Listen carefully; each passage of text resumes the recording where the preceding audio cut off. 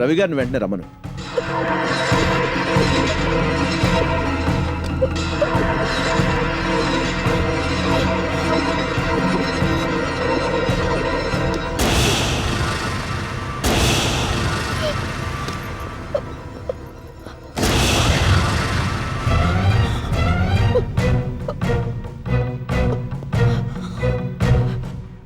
నువ్వెందుకు వచ్చావు ఇక్కడికి? నీ బండారం బయట పెట్టడానికి వచ్చాను. నేనేదో లేనిపో నిందలేస్తున్నానట. నాతో మీరేం మాట్లాడారో ఆవిడతో చెప్పండి. వీడిని నమ్మొద్దు, పరమ నీచుడు. మీకెన్నోసార్లు వీడి గురించి చెప్పాను. Just don't believe him.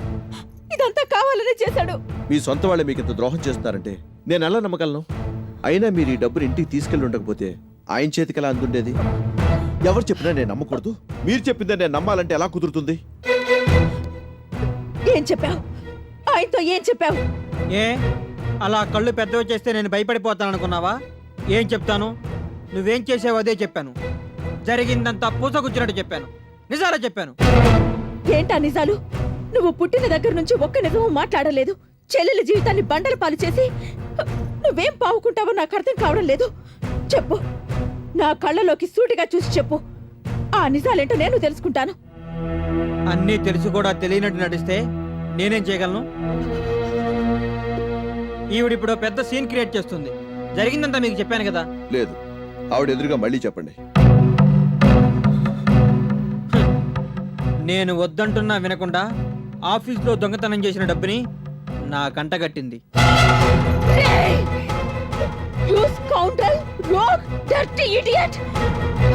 నేను నీకు డబ్బు తీసుకొచ్చి ఇచ్చానా? ఈ ఆఫీసులో నేను దొంగతనం చేశానా? నిన్ను నిలువునా పాతేస్తాను.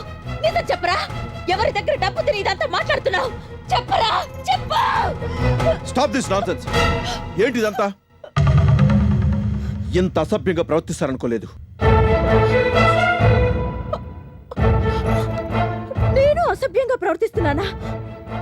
నేను ఇవాళ ఈ గదిలో వింటున్నది, చూస్తున్నది ఈ సభ్య సమాజానికి సిగ్గుచేటైన దృశ్యం. అమ్మని నాన్నని మరిపించాల్సిన అన్నయ్య సిగ్గు లజ్జ వదిలేసి చెల్లెలి పైన ఇన్ని నిందలేస్తుంటే కాదని నిలదీయడం అసభ్యమా? ఏనాడు నాకు చీర కూడా కొనితేని ఈ పెద్ద మనిషి నా రెక్కల కష్టాన్ని పీకల దాకా మెక్కి ఇవాళ నా మీదే లేనిపోని నిందలు వేసి నా బతుకుని అంధకారం చేస్తుంటే నేను ఆవేశపడడం అసభ్యకరం అవుతుందా? ఈ దౌర్భాగ్యుడు ఈ భూమి మీద పడ్డప్పుడే సభ్యతకి అసభ్యతకి అర్థాలు మారిపోయాయి. చూశారు కదా సార్, ఇది ఈవిడ పద్ధతి. నాకందుకే ఇదంతా చెప్పడం ఇష్టం లేదు. మహా మొండిది. చేసిందంతా చేసి ఎదురైనా మన మీద విరుచుకుపడుతుంది. మీ పర్సనల్ విషయాల్ని మీ ఇంటి గొడవలు ఇక్కడ ప్రస్తావించి అలర చేయొద్దు. మీరు ఆ డబ్బు తీసుండకపోతే సీరియల్ నెంబర్లు ఎందుకు మ్యాచ్ అవుతాయి? ఆయన తీసుకొచ్చిన డబ్బుని వెరిఫై చేయించాను. ఆఫీసులో పోయిన డబ్బు ఈ డబ్బు ఒకటేనని రుజువైంది.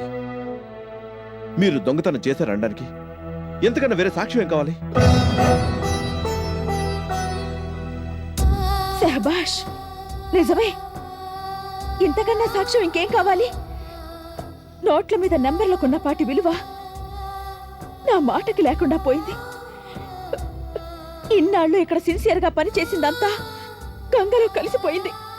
ఒక మనిషిని, ఆమె మనసుని అర్థం చేసుకోలేని వ్యక్తికి అసలు సాక్ష్యాలే అక్కర్లేదు. ఇదంతా పెద్ద కుట్రని నేను నెత్తి నోరు బాదుకున్నా మీరు నమ్మరు. ఎందుకంటే మీరు హృదయంతో ఆలోచించలేరు. నాలాంటి మనిషికి అసలు ఇలాంటి ఆలోచన రాగలదా అని మీరు ఒక్క నిమిషం ఆలోచించుంటే ఇంత రాద్ధాంతం జరుగుండేది కాదు. నాది రాద్ధాంతమా? మీరు ఆవేశంలో ఏదేదో మాట్లాడుతున్నారు. మీరేం మాట్లాడుతున్నారో మీకే అర్థం కావడం లేదు. అవును, అర్థం కావడం లేదు. నాకేమీ అర్థం కావడం లేదు. ఈ మనుషులే అర్థం కావడం లేదు. తెల్లారేపాటికి మనుషుల్లో వచ్చే మార్పులు అర్థం కావడం లేదు. మంచితనానికి, మానవత్వానికి విలువ ఇయ్యని ఈ దగాకోరు సంఘం గురించి, దౌర్భాగ్యపు మనస్తత్వాల గురించి నాకేం అర్థం కావడం లేదు. అసలు నాకు నేనే అర్థం కావడం లేదు. అర్థం చుట్టూ పరిభ్రమించే లోకంలో మానవత్వానికి అర్థం వెతుక్కోవడానికి నేను చేసే ప్రయత్నం అంతా వ్యర్థమని నాకు ఇవాళ స్పష్టంగా అర్థమైంది. ఇదే ఈవిడ గొప్పతనం. చాలా తెలివిగా మాట్లాడుతుంది, మాటలతో మెస్మరైజ్ చేస్తుంది.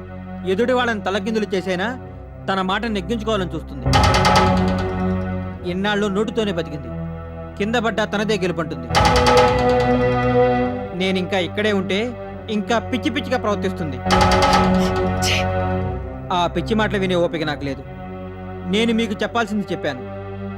ఆవిడ తరఫున క్షమాపణలు కోరాలని ఓ పక్క అనిపిస్తోంది, కానీ అంతలోని ఇది క్షమార్హం కాని నేరమని అర్థమై అడగలేకపోతున్నాను.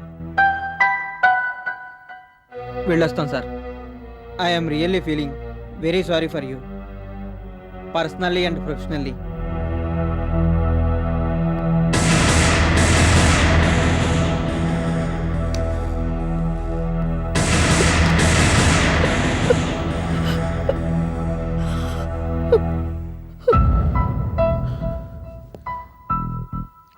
This is really big lesson for me. ఇలాంటి రోజును చూస్తాననుకోలేదు. అయినా అల్లరి చాలు. ఇక మీరేం మాట్లాడినా వినే శక్తి నాకు లేదు. మీరు ఇలాంటివి చాలా చూసుంటారు, కానీ నాకు ఇవన్నీ కొత్త. చేసిన తప్పు కుమిలిపోవడం తప్ప నేను ఇప్పుడు ఇంకేమీ చేయలేను. ఈ షాక్లోంచి నేను చాలా రోజుల దాకా కోలుకోనని కూడా నాకు తెలుసు. ఎంత పని చేసినా నేను మిమ్మల్ని ఏమీ అన్ను. మీరు ఇంకేం చెప్పాలనుకున్నా నేను వినను. మీ దారిని మీరు వెళ్ళిపోతే అదే గొప్ప అదృష్టం అనుకుంటాను.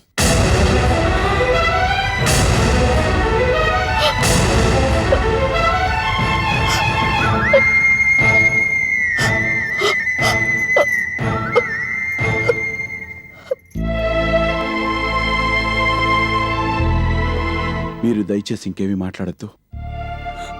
మీ దారి మీరు చూసుకోండి. నేను ఈ షాక్ని తట్టుకోలేకపోతున్నాను. ఇంటికి వెళ్ళిపోతున్నాను. మళ్ళీ ఎప్పుడు తిరిగి వస్తానో నాకే తెలీదు. మళ్ళీ ఆఫీస్ మొహం చూడాలంటేనే వెన్నులో వణుకు మొదలవుతుంది. ఇక్కడ వాళ్ళని చూడాలన్నా మాట్లాడాలన్నా ఇక నాకు ముఖం చెల్లదు.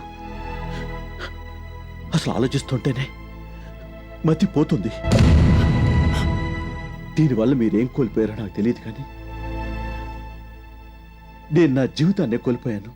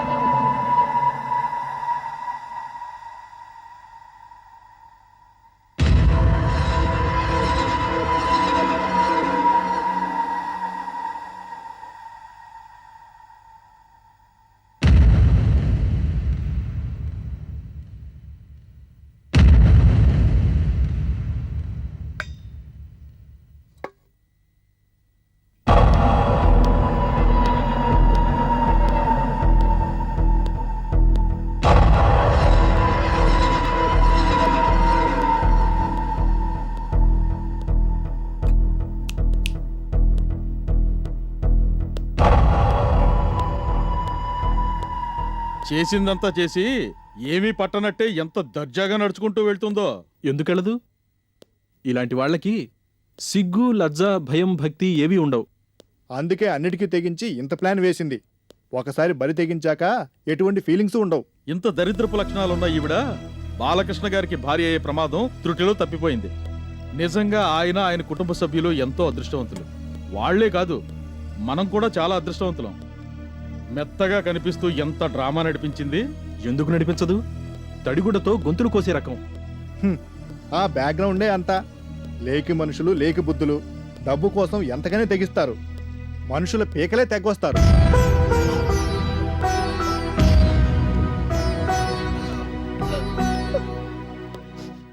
ఇంత జరిగినా బాలకృష్ణ గారు పెద్ద మనసుతో వదిలిపెట్టారు.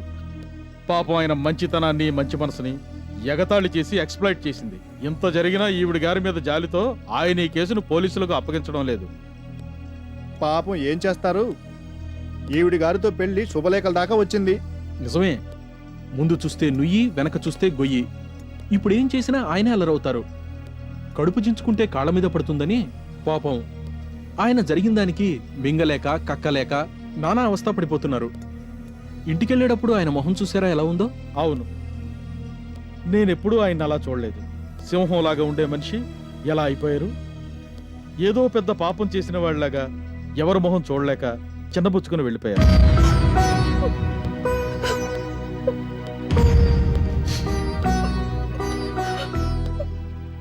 అంతా ఈ మహాతలి మూలంగానే.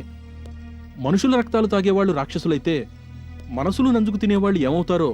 ఏమవుతారు? రక్త పిశాచాలు అవుతారు, బ్రహ్మ రాక్షసులు అవుతారు. అసలు ఈ పదాలేవి సరిపోవు.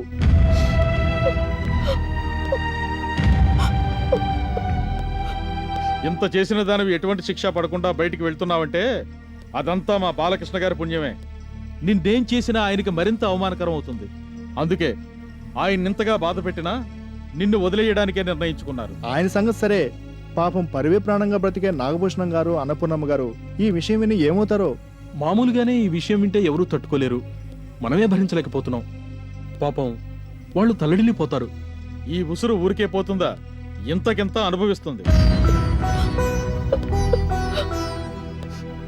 చిచి, ఇలాంటి మొహం చూస్తేనే మహాపాపం. ఏదైతేనే ఈ వాళ్ళతో మన ఆఫీస్కి ఈ పీడ వదిలిపోయింది. అవును, పెద్ద శనుదిలినట్టయింది.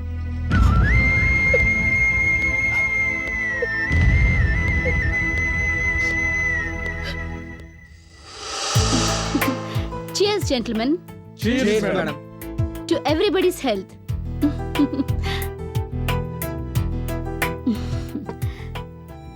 ఇవాళ నాకెంత సంతోషంగా ఉందో చెప్పలేను.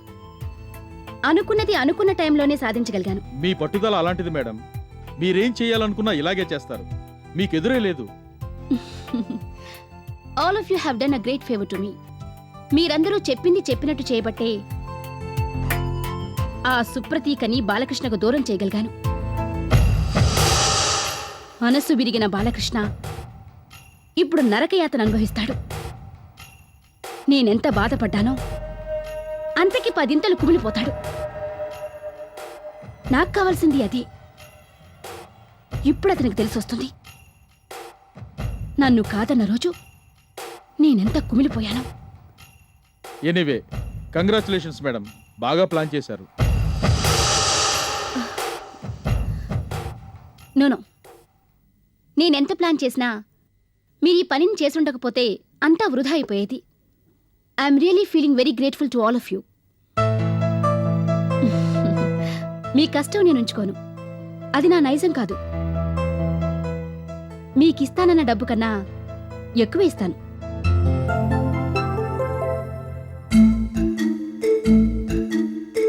నీ రుణం మాత్రం ఎప్పటికీ తీర్చుకోలేను.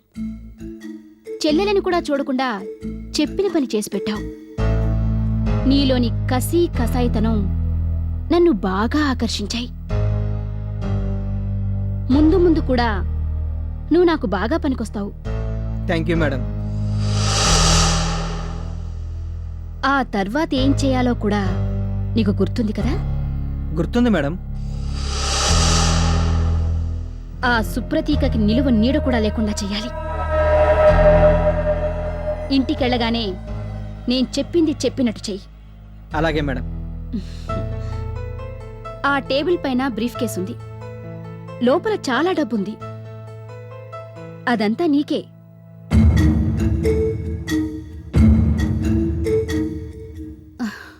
ఏంటలా చూస్తున్నావు?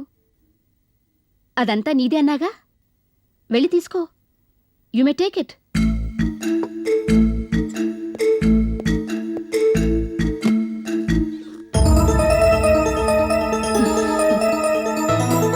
Madam, um? ఇదంతా ఎస్, అంతా నీకే. నేను చెప్పాను కదా, నాకు ఆనందం వచ్చినా కోపం వచ్చినా తట్టుకోలేనని. నాకు చాలా సంతోషంగా ఉంది, అందుకే నీకంత డబ్బు ముట్ట చెప్తున్నాను. You know, I don't care for money. నా దగ్గర డబ్బు చాలా ఉంది. నేను చెప్పింది చెప్పినట్టుగా చేసి పెట్టినవాడని నోట్ల కట్టలతో ముంచెత్తుతాను. Thank you madam. నిజంగా మేడం, నా జీవితంలో ఇంత డబ్బులు ఎప్పుడూ చూడలేదు. దీనికోసమే చిన్నప్పటి నుంచి తహతహలాడిపోయాను. దీనికోసమే నానా ఇబ్బందులు పడ్డాను, నరక యాత్ర అనుభవించాను.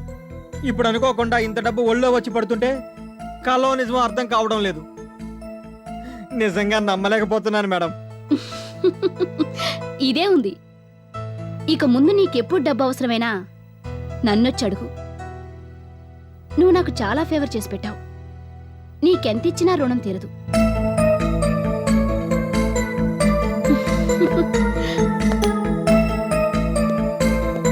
చూశారు కదా, నా మాటంటే మాటే. మీకివ్వాల్సింది కూడా ఇచ్చేస్తాను. మీరనుకున్న దానికన్నా ఎక్కువగానే ఇస్తాను. అది మీకు వేరే చెప్పనక్కర్లేదు కదా. ఉం?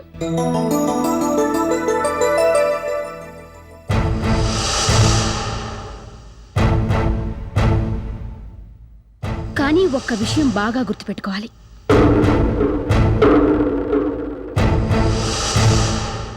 ఎట్టి పరిస్థితుల్లోనూ మనం చేస్తున్న పనులేవీ బయటకు రాకూడదు.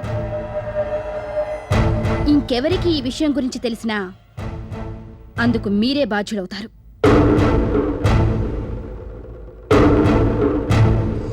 అదే గనక జరిగితే మీరేమైపోతారో నేను ప్రత్యేకంగా చెప్పనక్కర్లేదు కదా. నా సంగతి మీకు బాగా తెలుసు. మిమ్మల్ని లేదు లేదు మేడం, ఆ పొరపాటు కల్లో కూడా చెయ్యం. ఎట్టి పరిస్థితుల్లోనూ ఇవేవి బయటికి రావు, ఆ హామీ ఇస్తున్నాం. Good, very good. ఎంతైనా కొన్ని నెలలుగా నేను చెప్పింది చేస్తున్నారు కదా. మీ మెదళ్ళు చురుగ్గా పనిచేస్తున్నాయి. I appreciate that. కాకపోతే మళ్ళీ చెప్పలేదని అనుకుంటారేమోనని చెప్తున్నాను. ఈ రహస్యాలు గనక బయటికి పొక్కితే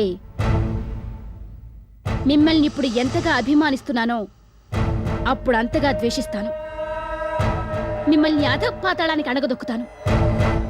రకరకాల కేసుల్లో ఇరికిస్తాను. మీ కుటుంబం బజారు పాలయ్యేలా చేస్తాను. నో మేడం, అసలు మీకు ఆ ఆలోచన వద్దు. ఎట్టి పరిస్థితుల్లోనే అది జరగదు. అవును మేడం, అలానే మీకు ప్రామిస్ చేస్తున్నాం. Very good, that's the spirit. ఇప్పటికి దారిలో పడ్డారు మీరంతా. ఎనీవే, మిమ్మల్ని ఇంకా బెదిరించి ఈ పార్టీ వాతావరణాన్ని పాడు చేయను. మీకేం కావాలో తెప్పించుకొని తినండి. Enjoy your self.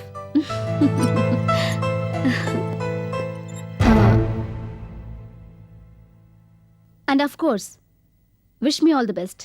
All the best madam. Best of luck madam. Thank you gentlemen, and I wish you the same. By.